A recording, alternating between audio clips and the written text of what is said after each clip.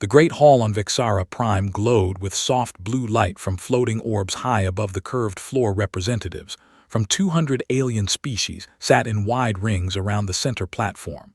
Their bodies filled every shape and size. Some had tentacles that waved slowly, others had shells that clicked when they moved. Feathers shimmered on tall, thin beings. Machine minds glowed with steady red pulses. The air smelled of metal and strange spices from 1,000 worlds. At the lowest level, far below the main seats, sat the human group. 5 people in plain gray suits looked small next to the giant forms around them. Ambassador Elena Vasquez led them. She had short black hair and calm dark eyes. Her team included 2 men and 2 women. All of them sat straight and quiet. They knew this place did not welcome them. Fully 80 years of contact meant nothing to most species here. Earth stayed in the observer zone, a lowered circle that showed humans as newcomers who should stay silent and learn. The meeting reached the item about human space. The speaker system hummed, and a huge Krelith Rose Vornak-9 stood 8 feet tall with 4 arms and clicking mandibles. His kind ruled many systems, and like to show strength, he activated a large hologram that filled the center of the hall. Pictures appeared: Earth's old wars, burning cities, factories, pouring smoke, crowded cities, spreading fast, new colonies pushing past old lines drawn long ago. Vornak-9 spoke in a deep voice that echoed through every translator. These Deathworlders breed like insects and eat resources like fire. They call their strength toughness. But it is only wild chaos. We suggest a new line 30 light-years closer to their home star. No more growth without our check. We will watch their numbers and take their extra materials. This way, the galaxy stays safe from one greedy kind. Laughter rolled through the chamber. Low rumbles came from the heavy Gorvaks. Sweet chimes rang from the elegant Elysians. Even the cold machine voices buzzed in agreement. The sound grew louder as more joined in. They looked down at the small human group with pity or scorn. Elena Vasquez raised her hand for time to speak. The hall quieted just enough. The speaker system gave her the floor. She stood up slowly and looked around at the sea of faces. We followed every rule you made. We paid for damage we did not cause. We held our ships back while raiders with your marks attacked our stations. We asked for fair talk many times. She stopped for one breath and continued. But if this council sees humans as a sickness to lock away, then we have no reason to sit at this table anymore. The laughter came back louder this time. Voices shouted from every side, go home, then leave this place. The adults talk now. Vornak-9 leaned his big head forward and clacked his jaws in clear fun. Run away, small monkeys. We have real work here. Elena gave a small tight smile that did not reach her eyes. She nodded. Once. Very well, we heard you. She turned and walked toward the exit ramp. Her 4 team members stood and followed without a word. No one spoke, no one looked back. The humans moved in a straight line, past glowing barriers and staring eyes. The heavy doors slid open, then closed behind them with a soft hiss. Inside the hall, the laughter slowly died down. Delegates turned back to their screens and talked about other matters. Vornak-9 sat again, pleased with himself.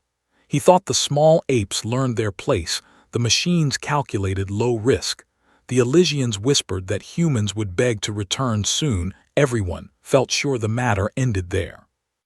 But far away on fast ships heading toward Sol, the 5 humans already sent coded messages. Home command received the full report in minutes. Leaders on Earth read. The words and faces grew hard. Orders went out quietly at first, then faster. In Geneva, the council room filled with people from every nation. They watched the recorded scene again and again. No one shouted, no one argued. They simply agreed on one thing: the time for asking ended. At the same hour, clocks on Earth, Mars, Luna, and distant colonies all showed the same moment. A single clear signal flashed across every human network. All agreements with the concordant species stop now. Earth and her people stand alone. No long speech followed, no warning. Came the message, stayed short and final. Shipyards that slept for years woke up. Machines hummed louder. Conveyors moved metal plates into place. Welding sparks flew in bright arcs. Workers in suits hurried to stations. they had not used in peacetime. On Titan, huge hangars opened doors that stayed closed for decades. Long shapes slid out into the dark. They looked like old explorer ships, but carried heavy guns hidden under smooth hulls. Freighters changed 2 cargo bays filled with missiles. Instead of goods passenger liners, grew point defense turrets on their sides. Mining rigs on asteroids turned into forts with thick armor plates. Across human worlds, people watched the news feeds. They saw the walkout clip played many times. No one panicked. Faces stayed calm. Some smiled quietly, others nodded as if they waited for this day long ago. In bars on Mars, people raised glasses and spoke soft words to Earth and everyone who calls her home. In schools, children learned new lessons about old human traits: stubbornness, will to fight, ability to build fast when pushed. Recruit centers filled with lines that stretched around blocks. Young and old signed up. They trained hard and learned to use weapons most never touched before. On the other side of the galaxy, alien analysts stared at screens. Numbers jumped high. Ship production rose fast. Material use tripled. Factory output broke every record. Diplomats sent questions, but received no answers. Vornak 9 sat in his command chamber and laughed again. He told his officers the humans play at anger. They will come back soon, begging for talks. They always do. His officers nodded, but some felt doubt. The data showed something different, something cold and steady. Earth did not send threats. Earth did not ask for peace. Earth simply worked. Factories roared day and night. Ships grew longer and stronger. Crews drilled until every move became perfect. The galaxy watched and waited. Many thought it was a show. Others began to worry. In quiet rooms far from Ticara Prime, human leaders met. They looked at maps of stars and lines that once held them back. One general spoke low. "We stop playing their game now." Another answered, "Yes, we start our own." The first steps already happened. The treaties died. In silence, the machines of war woke up. The people of Earth stood ready. No one knew the full plan yet, but everyone felt the change. The air carried a new weight, a promise of something big and unstoppable. The small group that walked out of the hall carried more than anger. They carried the future of their kind, and the galaxy would soon learn what that meant. The clock on every human world hit the exact same second, 3:47 in the morning UTC. A single pulse shot out from the deep bunkers under Geneva. It traveled faster than light through secure channels. No voice spoke. No image appeared, only clean white text on black screens. Executive Order 0. All treaties signed with concordant species lose force right now. Earth and every colony she claims stand free, effective this moment. No extra words came, no plea for understanding, no list of complaints. The order stood alone like a closed door.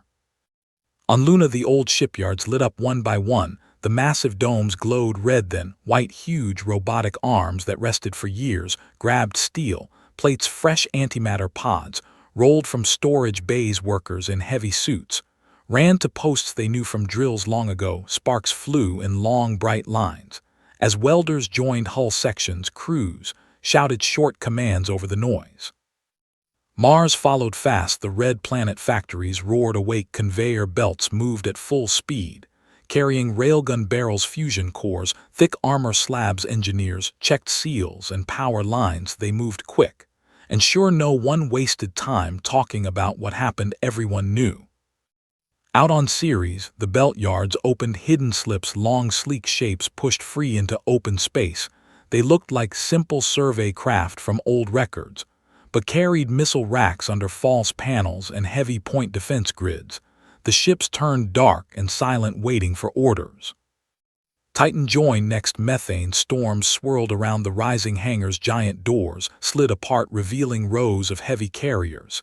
Each one held hundreds of attack drones, ready to launch. The cold air filled with engine hums as reactors came online. Across every human settlement, the same pattern repeated. Small outposts on distant rocks, big orbital rings around gas giants, hidden bases in deep space. All woke at once. Factories that made toys and food switched to guns, and shield civilian ships got new plating, and hidden weapons passenger liners turned troop carriers in hours. In the quiet command center above Earth, a group of leaders watched live feeds from every yard. Admiral Reyes stood tall with gray hair and steady eyes. He spoke low to the room. "We do not shout, we do not beg, we build." A woman next to him nodded. General Lin. She pointed at a map that showed human space old borders in faint blue, new lines drawn in sharp red. "We turned the zone they gave us into our first wall. No one crosses without cost." Orders went out to every fleet. Every captain read the same short message: treaties gone, prepare for defense, turn every ship into a weapon train, every crew like they fight tomorrow. On the civilian side, people moved without panic in cities. On Earth, streets stayed calm, shops opened, schools ran normal classes.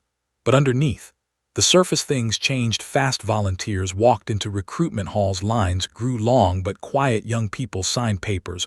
Older ones, too. Retired soldiers dusted off old armor and reported back. Factories that built cars now built tanks that flew. News feeds showed only basic facts. The walkout clip from Ticara played.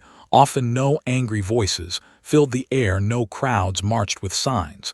People simply worked harder. They looked at each other and understood. No need for big words. The insult landed. Everyone felt it. Far from Sol, alien stations picked up strange signals. Analysts stared at screens. Numbers climbed fast. Human shipyards doubled output in days. Material pools tripled. Rare metals flowed from mines at record speed. Factory power use broke every chart. One Krelith officer on a border post laughed. At first, he sent a message to his command: "They pretend to fight, they will fold soon." But more data came in. Sleeper ships long listed. As scrap moved to new positions, drone swarms appeared near jump points. Small scout craft vanished from sensors, then returned changed and armed. Vornak 9 sat in his high tower on the Krelith home world. He watched reports with growing frown. His mandibles clicked in anger. "These apes think noise scares us. They lack depth, they break soon." His advisors agreed at first. Then one young officer spoke quiet: "The numbers do not lie, sir. Production curves match war patterns from their old histories." Vornak 9 waved a claw away. "Nonsense, they argue among themselves. They always do. Give them weeks." They begged to talk again. But weeks did not bring pleas. Instead, human embassies closed fast. Every diplomat left every station. Every shared lab powered down. Trade beacons went silent. Routes once busy turned empty.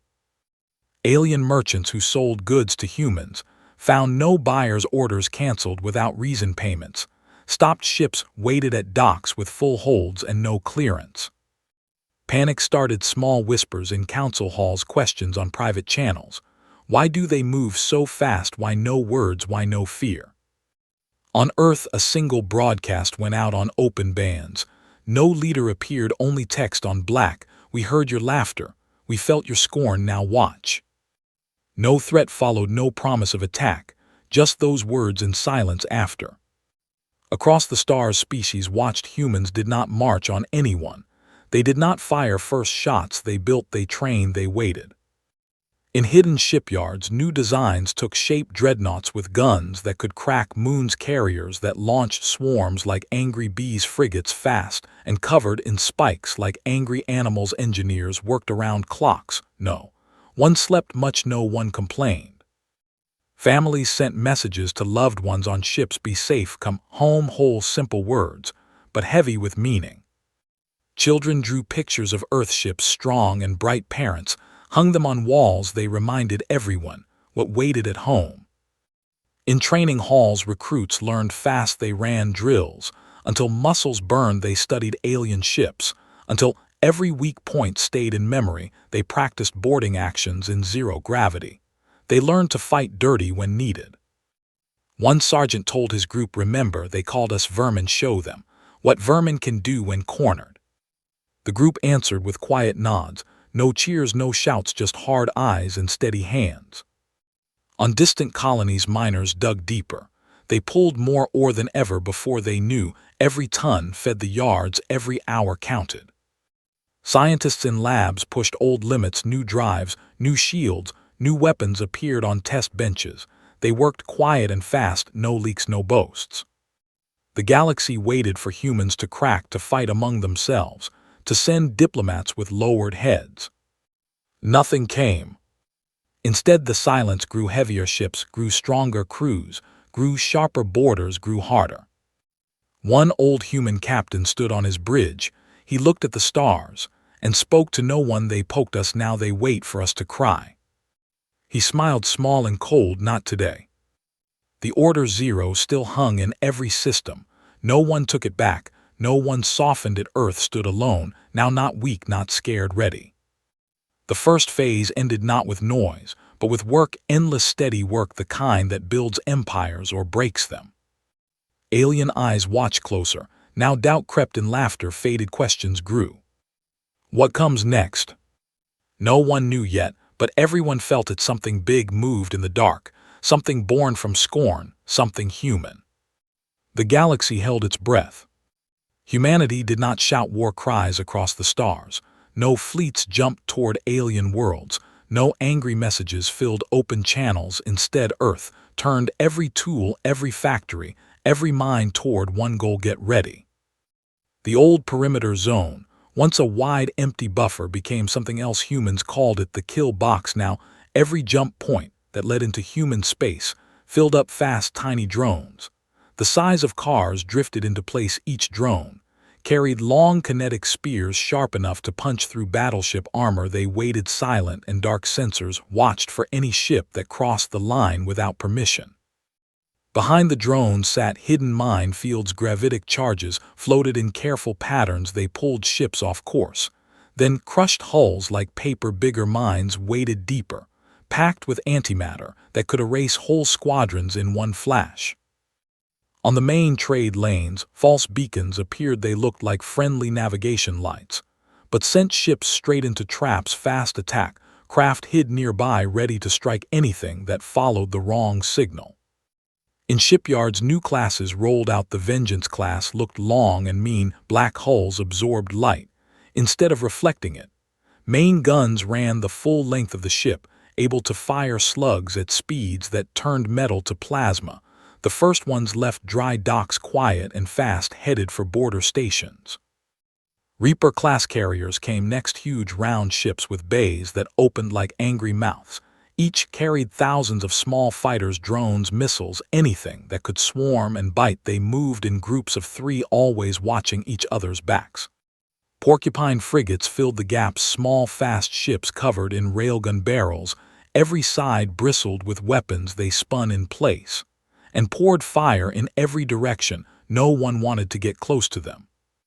Civilian ships changed. 2 luxury liners painted over bright colors with dull gray armor. Passenger decks turned into troop barracks. Entertainment stations in orbit added gun turrets and shield generators. Asteroid mining rigs grew, thick plating and missile pods.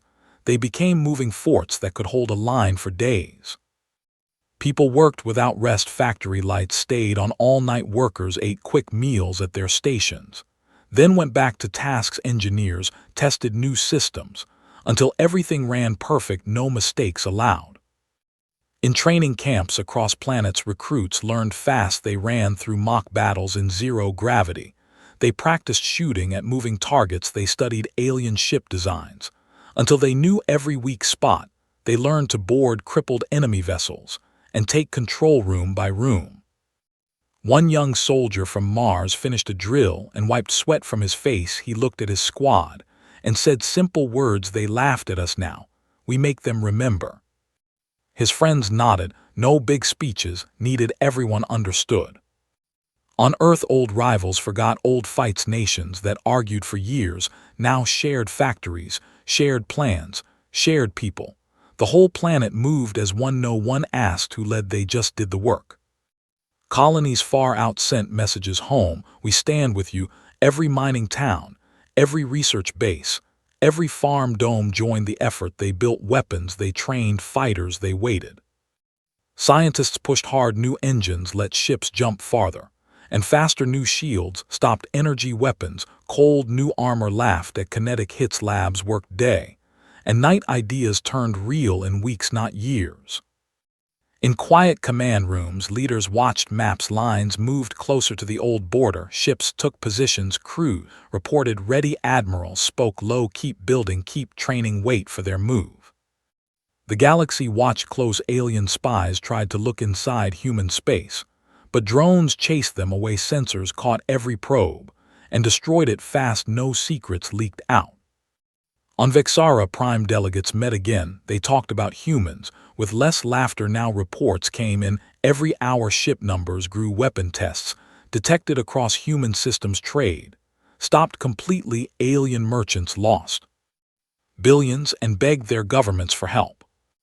Vornak 9 stood in his chamber and stared at screens. His mandibles clicked hard. These apes moved too fast. They should fight each other by now. His officers looked worried. One said, "Sir, our analysts say they prepare for total war, not defense, total war." Vornak 9 waved him quiet. "They bluff. They always bluff. Watch, they crack soon." But no crack came. Instead, human broadcasts stayed calm and short. One message, repeated on open channels: "You asked us to kneel, we stand instead. Watch what happens next." No ships moved toward Concordance worlds, yet humans stayed inside their lines. They fortified, they waited, they grew stronger every day. Volunteers kept coming. Recruitment halls stayed full. People from every walk of life signed up: teachers, farmers, doctors, engineers, all learned to fight. One old woman from a small colony finished basic training and smiled at the instructor. She said, "I may be slow, but I shoot straight." The instructor laughed and saluted her. No one turned anyone away. Everyone had a place. In ship corridors, crews drilled until actions became automatic. Load, fire, reload, move, load, fire, reload, move. They ate, slept, and trained in shifts. No one fell behind. Engineers on carriers tested drone launches. Thousands launched at once, filled space like angry bees, then returned perfect. Every test passed. On dreadnought bridges, captains ran battle sims. They fought against bigger numbers, and won. They changed tactics and won again. No sim ended in defeat. Across human space, the same quiet determination spread. People did not cheer loud. They did not wave flags high. They worked, they prepared, they remembered the laughter from Vexara, and that memory fueled every hammer strike, every weld, every drill. Alien fleets started to gather. The Concordance called ships from every member world.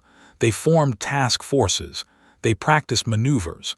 They told each other humans would fold under pressure. But human space stayed silent. No pleas came, no ambassadors returned, no cracks appeared in the wall. One night on a porcupine frigate, the captain stood on the bridge. He looked at the stars beyond the perimeter and spoke quiet. "They think we are weak because we waited. Now they will learn we waited to become strong." His crew heard him and smiled small smiles. They knew he spoke truth. The galaxy waited for the first spark. Everyone knew it would come soon. The humans built too much, trained too hard, stood too firm. No one slept easy on alien worlds anymore. Doubt grew in quiet conversations. What if they do not break? What if they fight? No answers came, only more reports of human ships launching, more factories roaring, more people standing ready. The preparation phase ended not with fanfare, but with silence, a heavy silence full of promise, the kind that comes before thunder. Humans did not start anything, they simply made sure they could finish anything. And the stars watched, waiting for what came next. 3 weeks passed after the last treaty died. The first real test came at Ticara, for a quiet border world once shared by humans, and Krelith joint labs stood empty. Now humans left fast. When the order came, Krelith stayed and claimed the whole planet. Concordance sensors picked up a small convoy, 6 human transports, with 2 escort cruisers. They jumped in close to the main colony. No warning, no hail, they simply appeared. The Krelith picket squadron moved quick, 4 heavy cruisers and 12 smaller escorts. The commander broadcast on open channel, "Stand down, human vessels. This system belongs to Concordance law. Turn back or face destruction." The lead human ship answered short and clear, This system falls under Terran control until full payment for 80 years of insults and stolen work. The Krellith commander laughed loud across every channel, then his laugh stopped fast. The heavy cruiser Indomitable opened fire. First railguns spoke in perfect rhythm. Heavy slugs crossed the gap in seconds. They punched straight through the lead Krellith cruiser armor, folded like wet paper. The ship split in two. Bright flashes followed. The rest of the human ships joined in. Porcupine escorts spun and poured point defense. Fire Reaper drones launched in waves. They swarmed the smaller escorts like angry insects. Missiles tracked and hit engines, blew out hulls. Cracked life support failed. The Krellith tried to return fire. Energy lances stabbed toward Indomitable. Shields flared blue, but held. The human ship answered with a full broadside. Secondary guns joined the main battery. The second Krellith cruiser lost its bridge in one clean hit. Boarding pods shot from human carriers. Small fast craft latched onto crippled ships. Marines in heavy armor cut through hulls. They moved room by room. No mercy, no pause. Krellith soldiers fought hard, but humans knew the layout. They had built those labs after all. The fight lasted 11 minutes. When it ended, every Krellith ship drifted dead. No surrender, no escape pods launched. The human convoy took light damage. One frigate lost a turret, nothing more. Clean footage spread across the galactic net. Despite concordance blocks, people saw the battle from every angle. Precise, calm, merciless. No waste, no rage, just work done well. Panic started on many worlds. Elysians, who once called humans short-lived candles, now locked down their core systems. They pulled ships home and raised shields. Machine minds ran new calculations and found odds much lower than before. Gorvak's fleet stayed in dock. Commanders argued loud about what came next. Vornak 9 watched the recordings in his command hall. His mandibles clicked fast and angry. He slammed a claw on the table. This insult demands full answer. Mobilize everything. His officers hesitated. Some whispered quiet words. The humans did not run. They did not beg. They struck first. And one clean. Many remembered old stories about Deathworld species that fought harder when cornered. Across concordant spaceships gathered largest fleet ever seen. Thousands of vessels from every member. Thousands more support craft. They practiced tight formations. They loaded full magazines. They told each other humans would break when faced with real power.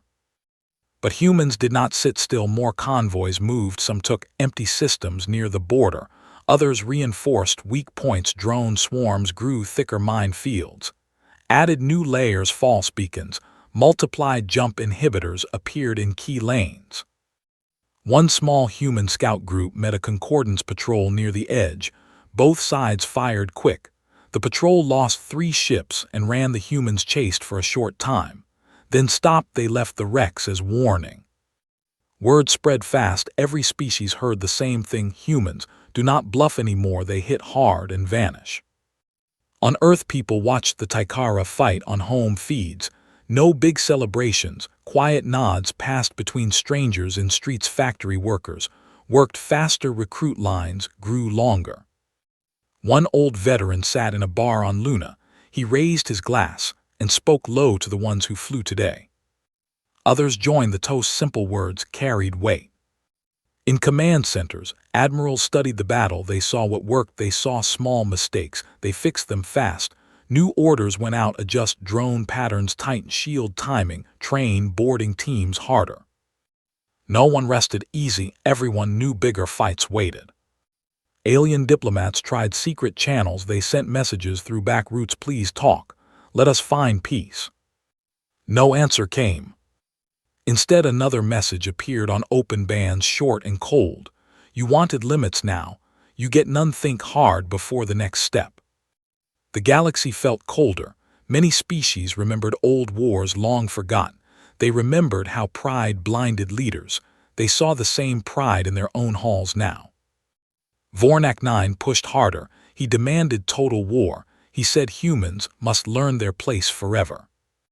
Some listened, some delayed. Others started quiet talks about new alliances, new plans that did not include endless fight. But the fleet still formed, ships jumped toward staging points, crews drilled day, and night weapons charged to full.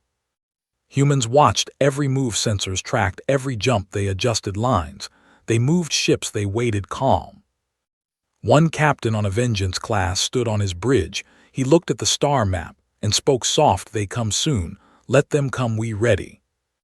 His crew answered with steady eyes, no fear, only purpose. The first sparks lit the dark, now fire waited close. The galaxy held still, knowing nothing would stay the same after the next clash. Humans did not start the big war, yet they simply showed what happened when someone pushed too far. The lesson spread fast, no one laughed anymore. The stars waited quiet, ready for the storm that grew closer every hour. 6 months after the last treaty vanished, the biggest Concordance fleet ever built jumped toward Sol. They gathered from every corner, thousands of ships, capital-class cruisers, battle carriers, swarm tenders, support vessels, escorts. They filled space like a metal cloud. Engines glowed bright as they emerged from hyperspace close to the old perimeter line. Commanders expected see. How's a desperate human defense, broken lines, scattered ships begging for terms. They found nothing.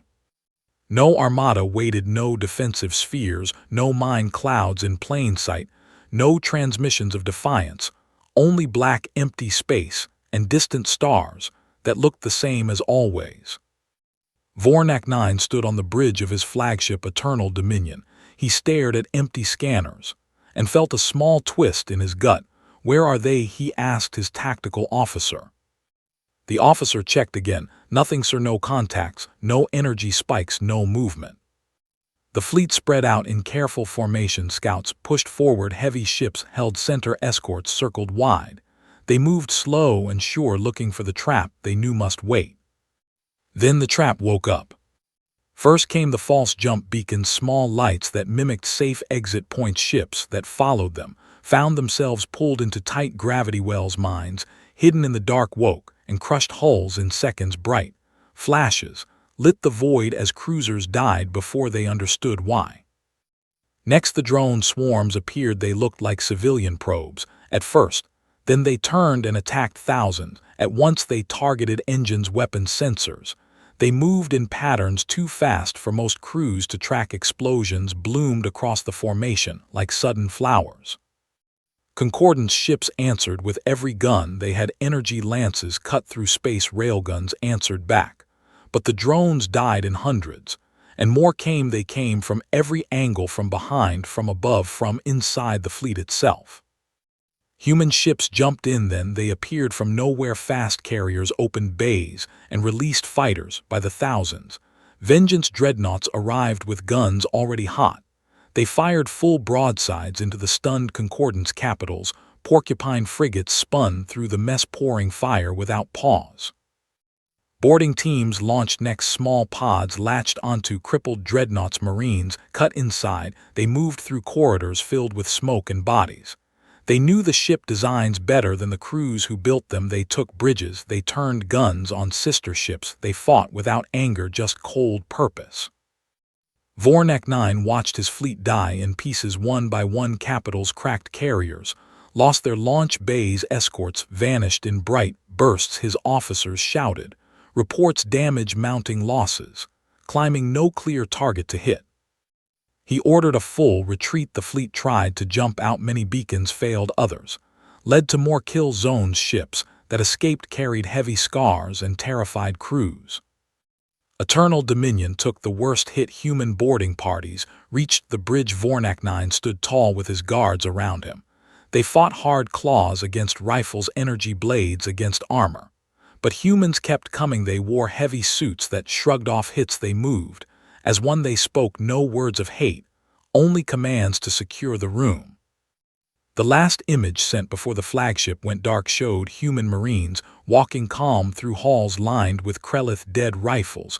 Still warm smoke hung thick in the air. The bridge fell silent. The remnants of the Concordance fleet limped home. What returned looked broken. Ships leaked, air crews stared blank. Many vessels stayed behind, drifting tombs in the dark. Panic spread through the Council worlds. Delegates who once laughed now sat quiet. They watched reports of the battle footage, showed clean, precise destruction. No waste, no mercy, just humans doing what they planned. No occupation followed, no human fleets jumped to alien home worlds. No demands for surrender came. Earth simply waited. Days later, a single unarmed courier drone arrived at Vexara Prime. It carried one message text only, no voice, no image. We finish being your warning story. The next time you speak of containing humanity, remember today, we start no war.